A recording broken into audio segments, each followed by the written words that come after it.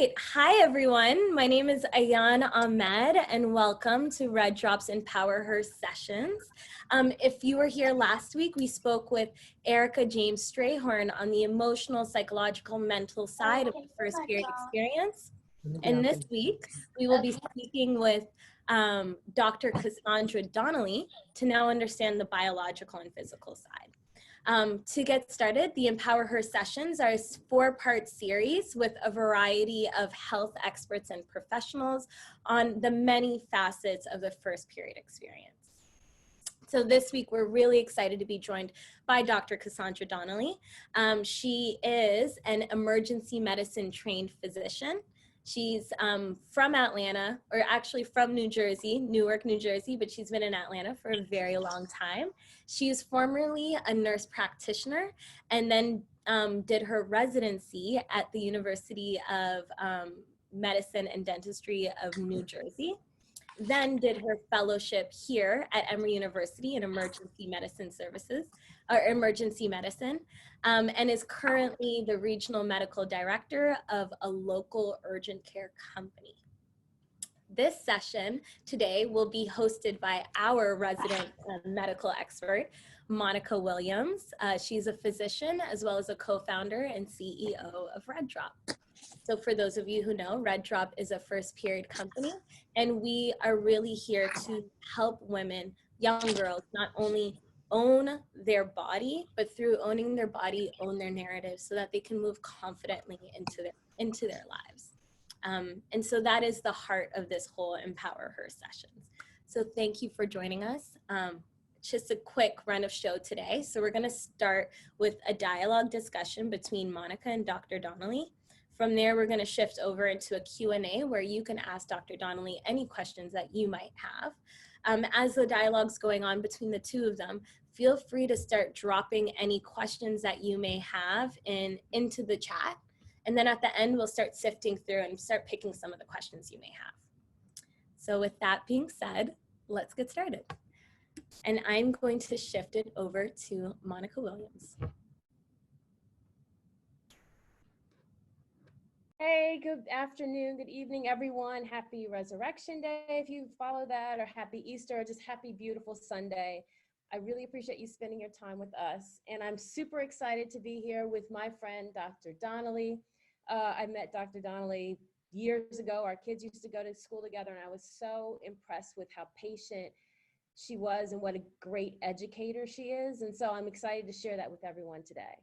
And what I really want to do is to level set and honestly go back to middle school health class, because it's been a long time for most of us to know what's happening with our bodies, to have a really good discussion with our children, and even know for ourselves. And if you're a dad, it's important to have that vocabulary, to have some words of encouragement and advice and just a basic understanding of what's happening with her, so you can have that kind of relationship with her as a father and as a trusted person in her life. So I'm super excited about today's presentation. I can't tell you how excited I am. So along those lines, let's just get started and jump into it with something basic. What are, Dr. Donnelly, the physical signs that my daughter might be ready to start her period? How can I prepare just by looking at her?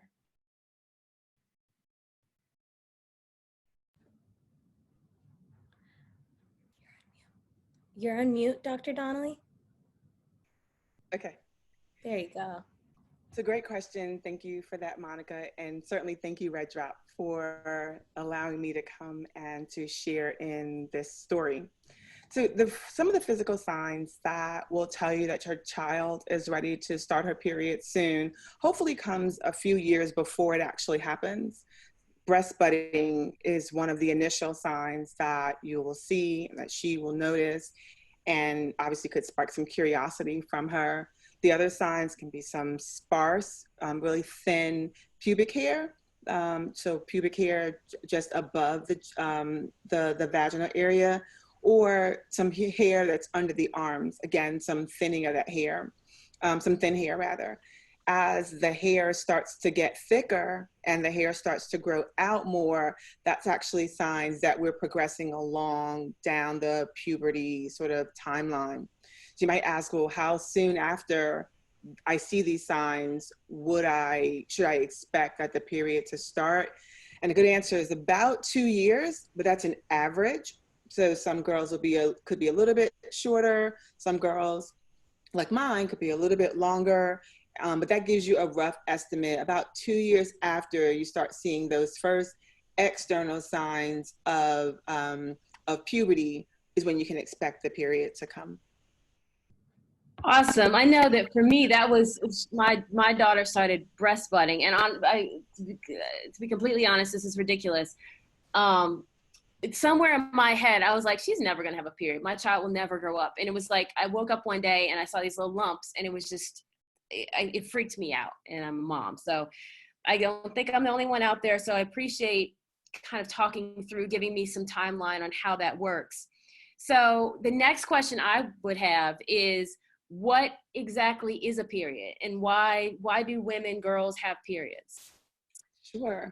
So I want to quickly say that, and for most folks who know me, I've told this story, is that, you know, my experience was sort of similar, except that I saw the external signs of hair, not under the arms is what I'll say, so I won't embarrass her for years to come.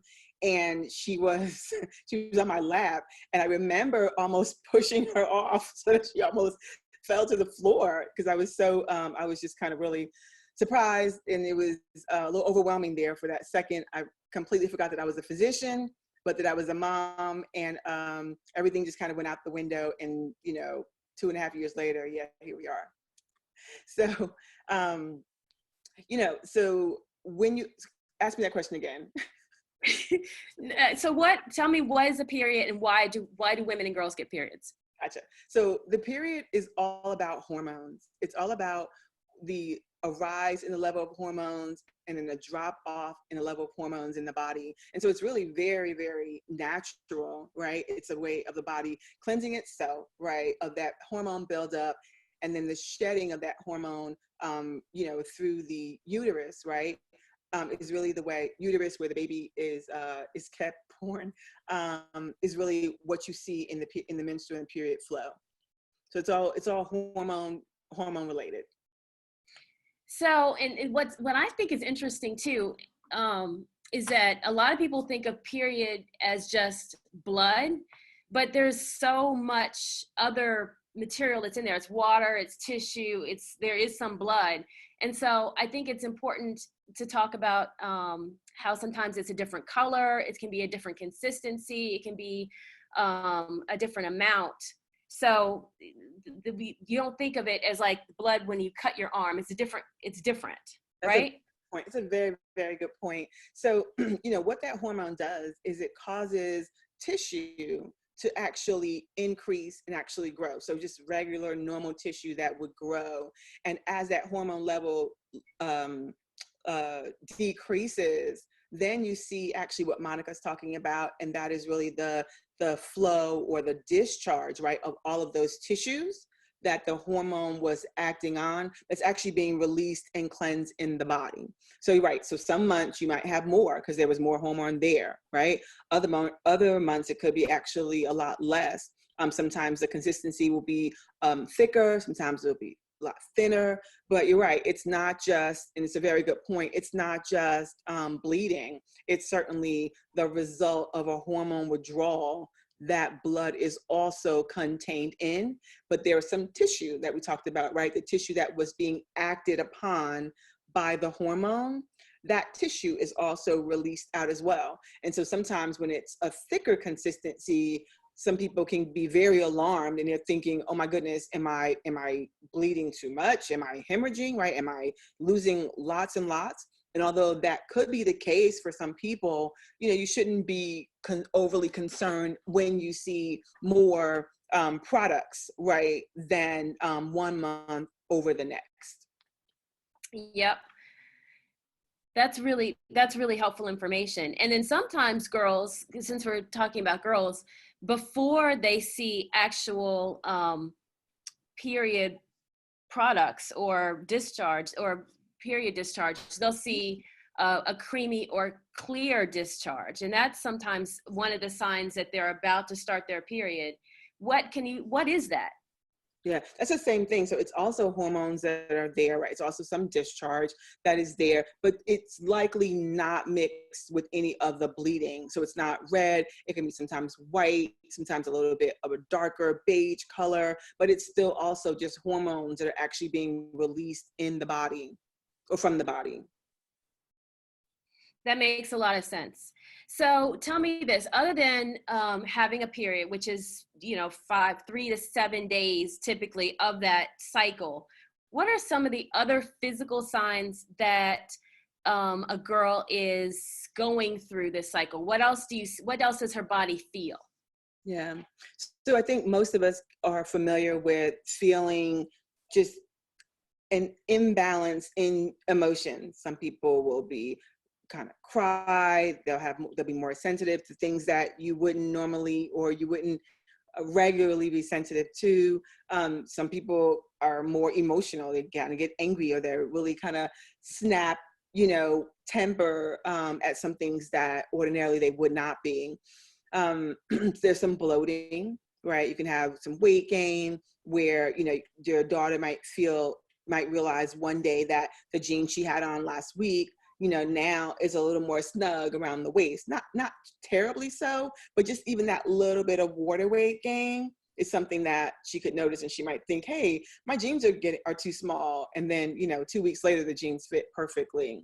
And so those are some of the things, internally, you won't really be able to tell, that she's going through things and really internalizing things with these emotions.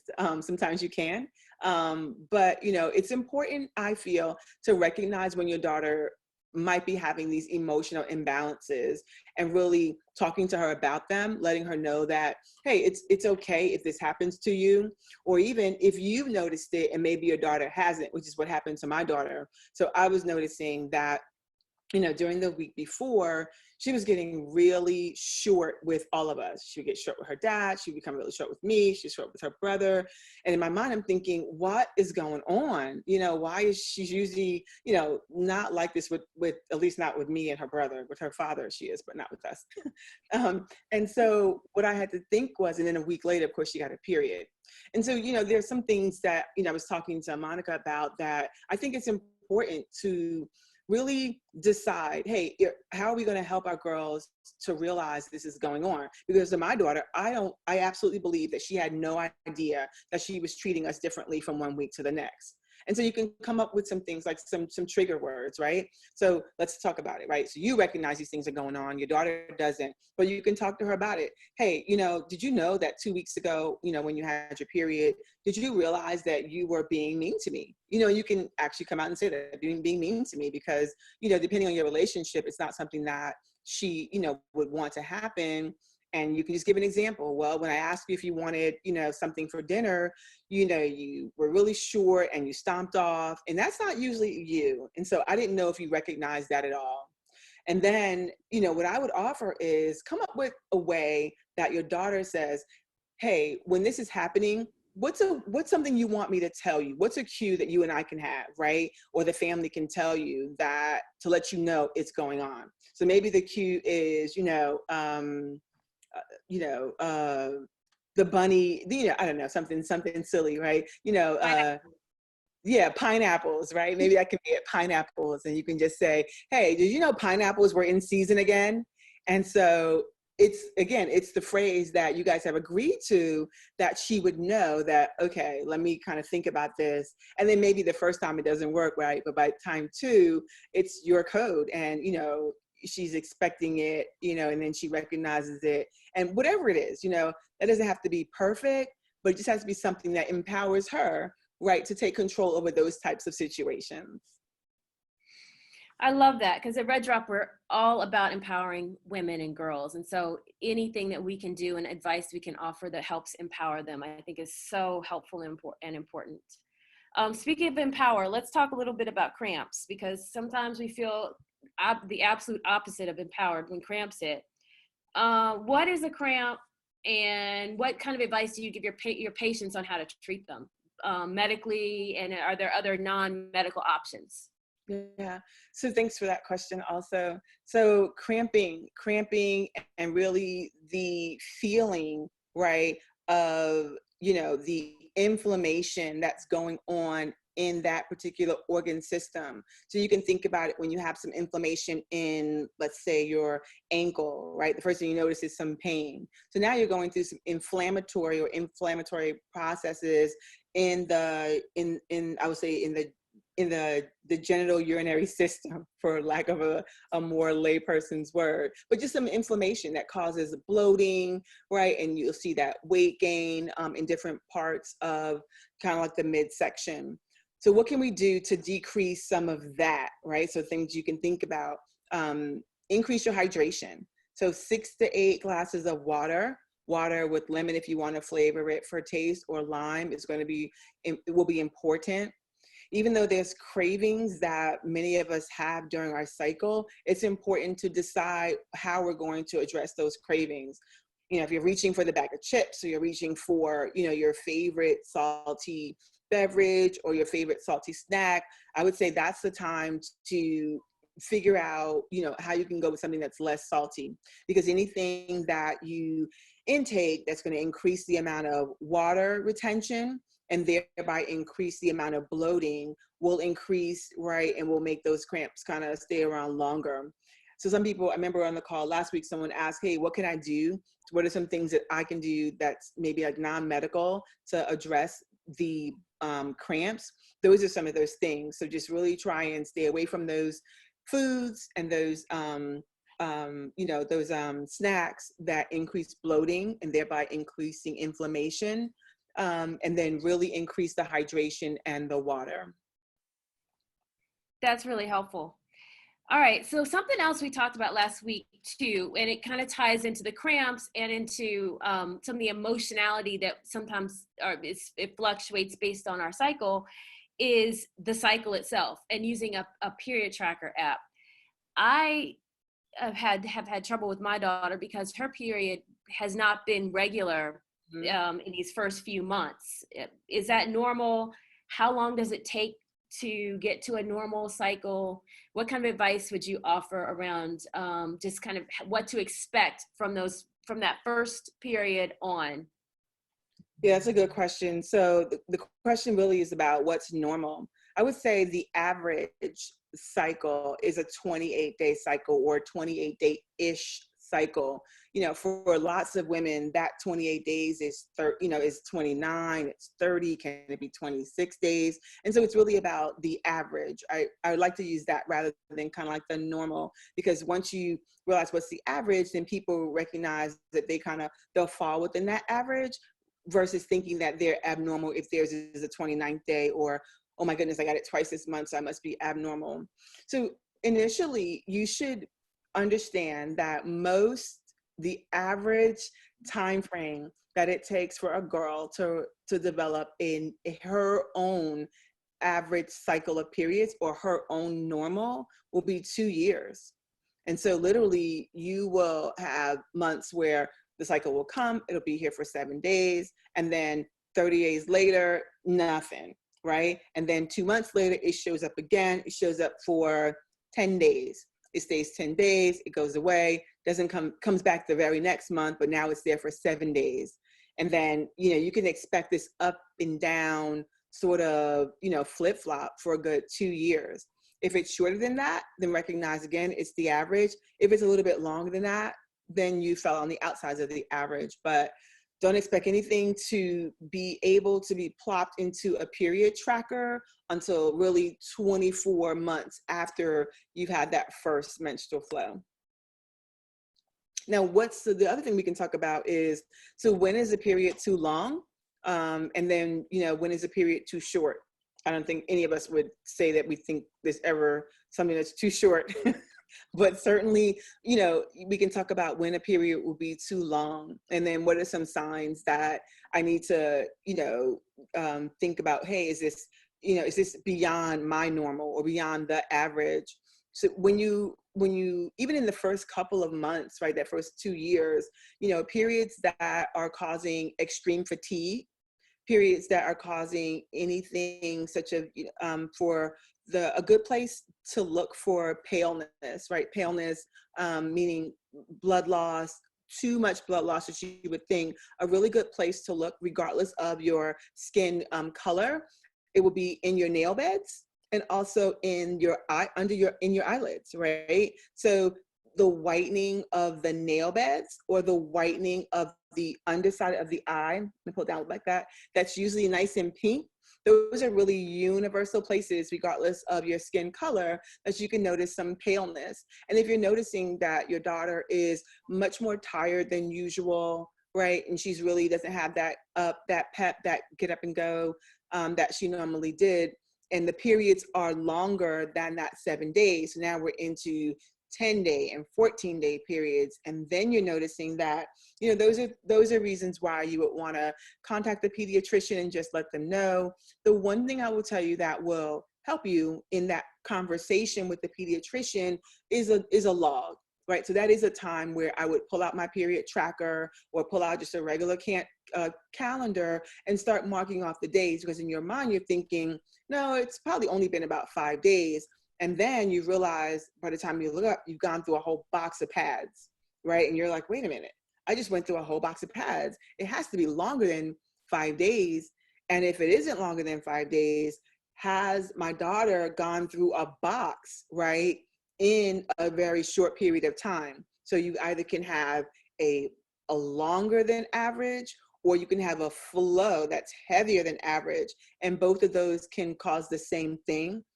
If they're beyond her particular average.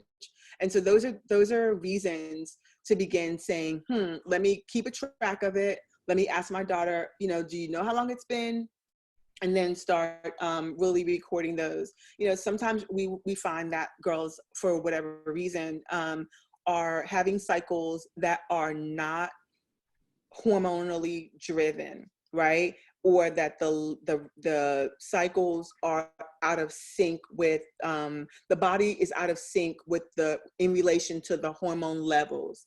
So whereas normally it would cause this in this amount of time, now the hormones are sort of doing its own thing and not listening to the body. When the body says, okay, I've got enough, the hormones just kind of keep pouring on. Or there's not a hormonal level at all, right? And then the body is sort of doing its own thing as well. Those are two of the reasons that you can have periods that come, you know, much more often or last much longer than the average. So those are reasons why you could, you know, kind of contact the pediatrician and say, hey, I think we need to meet. This is what I've noticed, because I got my little handy calendar here because I've been tracking it. And I can come with some very objective information, and that really empowers the physician to be able to act on it, rather than saying, okay, why don't you just go back home, wait for another month and see. You can just say, here's 2 months and I can tell you what's going on. And then again, you have those objective signs that we talked about. Don't be alarmed, because, you know, if you really come armed with your data at that particular point in time, you know, one thing that the pediatrician could suggest could be some hormone balancing. And so that's a scientific big giant phrase for, you know, birth control pills, right? So birth control pills we use to regulate the periods when we need to. And, you know, I want people to be comfortable, you know, with that knowledge that birth control pills are hormones. They're the same hormones, but in a very calculated amount that we use to regulate the cycles when we need to. Sorry, that was really long. No, that was really good, because I think so. One of the things that we really focus on at RedDrop are how dads interact and help girls. And I believe that being on birth control pills could really freak out some dads. And so I think giving them the kind of information that in this case, birth control pills, you could use the word hormone help as opposed to birth control pills, may be helpful, because it doesn't necessarily mean it's not used for birth control in this case. And then to that point, being able to separate maturity from sexuality, which is another thing that we really focus on here at RedDrop, because just because a girl is starting to have her period doesn't mean that she's ready to have a baby, and that that's even a part of the conversation with regards to a first period. It's not, well, we'll get to that another week. I'm sorry, I'm getting off my soapbox. All right, I want to shift gears here a little bit, and I want you to start to kind of give us a little bit of advice. And let me remind you all, please add questions to the chat box. But I want you to give us a little advice about what kind of conversations you would like to see parents having with girls, and maybe if you can give them some advice on how to have some of those uncomfortable conversations.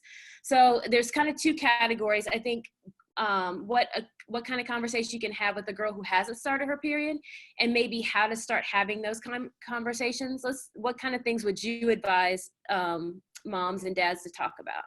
Yeah, that's a great question also.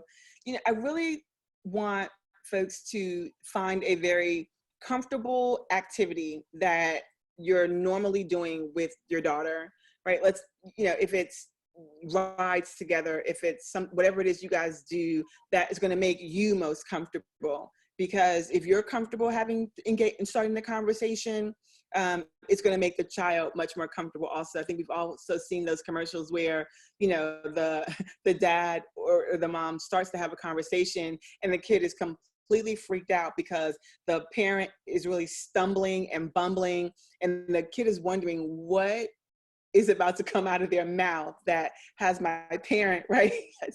has my parent this, frazzled. For me, when I first had the conversation with my daughter, she had gone to a medical appointment, and we thought she'd had a UTI, and they found some trace of blood in her urine.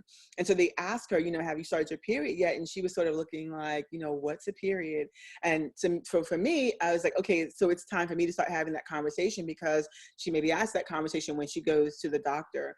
And so I kind of do the back of the head conversations because I'm driving when I want, so I don't want my kids to see my face if they come out with something that I'm going to cringe. And so I remember starting to explain to her what the period was. And I remember, because that was what made me comfortable, right? Driving and talking. But I also heard myself, and it sounded as if she was going to contract an incurable disease. And I was just like, okay, whatever I've said has just gone completely haywire. And so I stopped. I stopped and I said, that's for another day, because I'm not comfortable. And if I'm not comfortable, clearly, her getting the plague can't make her feel comfortable either. So, what I found another way, something that she and I, was enjoying together, just watching television, and then, to start having these conversations about what's going to happen to her body, right? And then allowing her to ask questions or not ask questions, right? Just listening to me. And then when she was ready to ask a question about it is when she came to ask more questions. So one, find a great activity that you guys do together. Make yourself comfortable, because if you're not comfortable, just remember my daughter got the plague, right? And that's not what I wanted. And then the other thing is start earlier, right? Start earlier than you think you would need to, because, for me, it was that conversation when I thought she had a UTI, right? But recognize that she could be in classes with girls who are already having their periods. And we all know that's usually when these conversations come about. So start maybe, 6 months to a year earlier than you think you would need to, and then just coming out with it, right? Hey, I want to talk to you a little bit about, what's happening to your body, or some of the differences between girls and women, right? You might have wondered when you were going to become a woman and what that actually means to become a woman. And then just start with something very, general like that, girlhood to womanhood, and what that means to her, right? Because it could mean something completely different than what it means to you. And that will give you the best indication of, what she's ready for. Awesome. And some of the things, you can tell me if we're wrong here, some of the things that we hope that moms can tell daughters that we find they've forgotten is, one of the things is like, you won't feel your period when it first starts. So as a woman, I know exactly what's happening because I'm familiar with the sensation. But as a girl sitting in class, well, next week you'll meet Dana. She can tell you that it's girls can sit in class and have enormous accidents and really not know what has happened. So little advice like that, these are things that it's natural. As a woman, it's been 20 years since you had your first period, you've forgotten. Or like what color it is, or some of those things that have changed as we've gotten older. So those are the things that we are offering at RedDrop as advice. What else would you offer in terms of other conversations? What other kinds of conversations would you offer, Dr. Donnelly? Yeah, so one conversation I would offer is about some of the cramping that could come, on a more regular basis in the months prior. So maybe you recognize 3 or 4 times in the last 6 months, she's complained around the same time about her stomach hurting. Now, for most of us, we probably would think that's related to, having eaten something that was not great, or too much sugar, too much candy, things like that. But, if she's really around that age, right? That average age of menses in this country, right, starting, is really 12. And so what I would say, if she's really, 2 years below, 2 years above, right, I would say start thinking that those cramps, right, those abdominal cramps could be, the first couple of signs in the months before it gets there. Some of the other things could be that emotional kind of up and down that we talked about a little bit earlier, because that could be the first sign also. And then you're right, there's no kind of like bell that kind of goes off and rings, I wish there was, right, that says, this is the first one, and you just want to be, I think if you're seeing those signs ahead of time, and that we talked about earlier, right, the breast buds, the hair that comes, and then the underarm hair.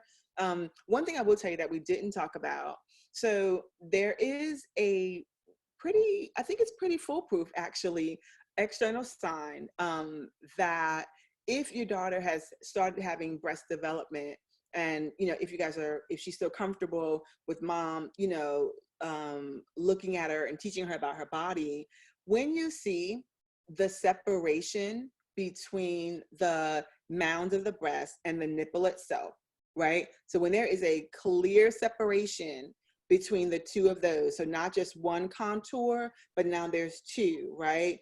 That's pretty much your last and final sign, right? That will come right before the period will begin.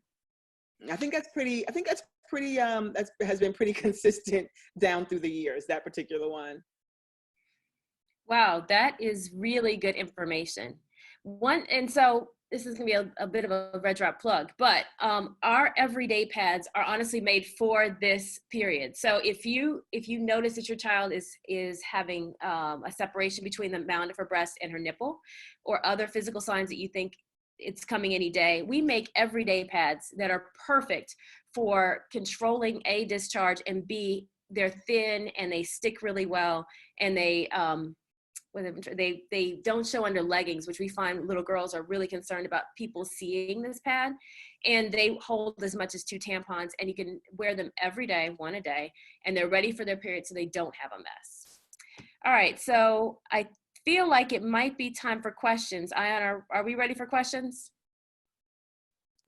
Yeah, I think so. I actually want to start with this question Laquita Tiller had, because it's a really good one, and it's one I found myself asking. So, and this is really about the effects, the side effects, and sometimes some of the adverse effects of your period. So she said, why is vomiting and severe cramping and pain happen in the first 24 hours, then disappeared? What is the cause of that, and what are treatments for that? All of that is also hormone related. Even in looking at some of the things that, some of the things that we can do to decrease bloating in our bodies and inflammation in our bodies, you'll see that some people have, increasing diarrhea, right? Some people have that, or like looser stools with their periods that first day or so, and others will have severe inflammation and, this nausea. What I will say is some people have, because of the abdominal cramping, some people will have nausea simply associated with the amount of abdominal pain that they are having, right? Have you ever been in so much pain that you either break out into a sweat, or so much pain that you actually kind of feel like cold and clammy?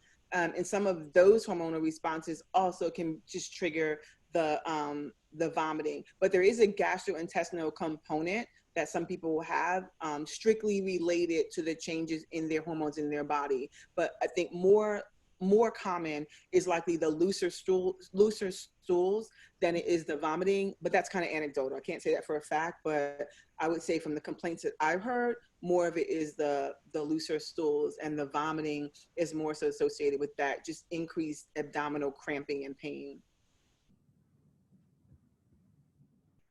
Wow, that was helpful. All right, we got another one. When my daughter experiences her first period, should I treat any pain she has with particular meds, medicine, foods, or drinks? Yeah, what I would say is generally the warmer beverages are more helpful than the colder ones. So if you think about what's called the normal temperature of your body and avoiding extreme changes in that with the colder beverages, what I have found is that the warmer temperatures help. So warm teas, again, I don't, it's kind of, you can kind of use your judgment about what someone's favorite beverages and things like that, is one thing I would say. The medicine or not medicine question is really a personal one, whether or not you decide that, hey, I want my child to experience, zero pain at all. I want to be more, more or less synthetic medications and more natural medications. That's kind of a choice of, I want to say, that the family should have. Certainly, we all know that there are anti-inflammatories, right? There's a number of those that you can kind of look up to give for a pain relief. But I think I would not say, hey, there's a need to have the red badge of courage, right? And just kind of grin and bear it, tough it out. I don't think there's a need to do that. Do you know what I mean? I think it's a need to be sensitive to the type of pain that, that your child, can experience and their reaction to that. I mean, I don't like being in pain. I don't know about most people, but, I think that there's a way that we can be humane, and recognize and let our daughters know that there will be some uncomfortableness to a period, but by far, this shouldn't be a situation where someone's doubled over in pain, writhing. Like that to me, is, that would hurt me. Do you know what I mean? Just watching somebody really suffer that way. And so there's not a need to kind of, to have them go through that. If you find that your child is experiencing, much more painful periods than you think is, I have to say you think from what you know, right? Pain that you're not able to control with over-the-counter medications, like Advil, things like that. That is a reason also that I would say we probably need to go and visit the pediatrician, because the average, menstrual cramping, right? If you think about what's happening to the body hormonally, you should be able to mitigate that with either your own home remedies, again, the warmth, the rest, the fluids that we talked about, the decreasing of the salt in the diet, and really, some lower doses of some anti-inflammatories. But I don't, if you're needing prescriptive medication to control a cramping from periods, that to me would be a sign of caution. What I love about what you said is at least for me and growing older, my period has been a way for me to establish a relationship with my body, to start listening to my body and saying oh, I feel this way. Oh, I'm tired. I could use some rest, or I really want something sweet. Let me make myself a little sweet treat. And I think with that being said, this is a great time to help empower your girls to listen to their bodies and develop that relationship and make it a loving one, and there can be rituals and things around that, give her own tea. So it's her period tea, if that's what she wants, so thank you for that. And I think it's a great ritual for parents and family members to just start establishing. So on one question that came up for me, what do you think about products like Midol versus a ibuprofen or just acetaminophen? Do any of those period specific medicines work or no? Yeah, honestly, I think they all work, right? Mm-hmm. I would not endorse one over the other. Mm-hmm. And really the reason why is because, for some people, they may have grown up, right, using the Midol, right? Others may have grown up using nothing at all. What I would say is, it's important for you and your daughter to establish that type of understanding of that particular discomfort, right? So, hey, because there may be sometimes your daughter has cramps and you may never know it. And she's like, well, yeah, I had some cramps, but it was really minor. And so I'm better now, right? Or she could find that hot showers or or a hot baths are really the reason, or really how she, mitigates that, and not really want to go ahead with, the Midol and the anti-inflammatories and all of that. When you think about it, it's really, it's such a personal decision about how you, introduce medications to your body, and how you treat them. So it's all out there is what I would say. It's all available. And I would just say, you guys should really decide, have maybe like a pain chart, right? So, start with the smile, that this is like 0, and then you're, and then you're crying. So, and then decide, right? Hey, if I'm on the smiley side, or, between the serious face and the smile, how do I want to go about treating this? If I'm between the serious face and the crying, right, then we've elevated it to a different level. Does that help with that question? Whoever asked? Yeah, I think that's super helpful. I think that's super helpful. And again, another way for your daughter to track what she's going through and for you to help out through that. And then also, I think that leads to one of the last questions we have, which is, do you recommend keeping a food journal if you have those months that are really extremely heavy? A food journal. I think that's actually really a great question. I think that's important because you will find that as you introduce or withdraw food from your body, you will find that you'll have different levels of weight gain and of bloating. And there's some foods that will give you a more elated feeling and some that are not so great. I like that part about a food journal. I hadn't thought about it, but I think that's an excellent way to actually help your daughter to be able to control, right, those feelings and those external signs that she could have. Now she's finding that, hey, I noticed that in March, right, around, I wouldn't say food journal every single day, but you can figure it out, right? The week before, week after, week before rather. I noticed that I was, we had this, or I was eating more processed foods this week, or certainly more potato chips. And hey, my period was heavier. My period was more painful, right, during this time. But next month, I recognized that I was doing more fruits, more fresh fruits and vegetables. And it was really down to, a level of a 2 or a 3. I think that's super impactful. I think it gives her one more thing that she can control over her own body. Yeah. Well, we have 2 more minutes until our session ends. Is there any last questions? Trey, thank you. Actually, we have a last question for you. So last time we left everyone with this prompt about thinking about your first period experience and what was one thing that you want to change for your child, for the next generation of your family. And so Dr. Donnelly, we'd love to ask you that. What is one thing you would have liked to change from your first period experience? Or another way to say that is, what is one thing that you really want to provide your daughter as she enters? Information. I wasn't prepared. And so for me, it was sort of just kind of like, it was there. I wanted more information and more conversations about the things that could have happened to me. I want to be more prepared for that very first one. I love that. The reason why I love that, Dr. Donnelly, because I feel like that's so much of what you do in your career. And I feel like that's what you've really done for everyone here today. I know at least I've left with a lot more knowledgeable about what my own body's doing. And I think it's important at every age. And it's important information to pass on. So with that said, I really want to thank you for being here today. Thank you for joining us. Thank you for all of the information that you shared. And I also want to thank out Monica. Thank you so much for hosting this discussion. And we hope to everyone who's joined us today, thank you for being here. Thank you for continuing to support RedDrop. We hope in the future sessions you get to meet more of our team. So next week we'll be doing the same session, we'll be speaking with a school counselor.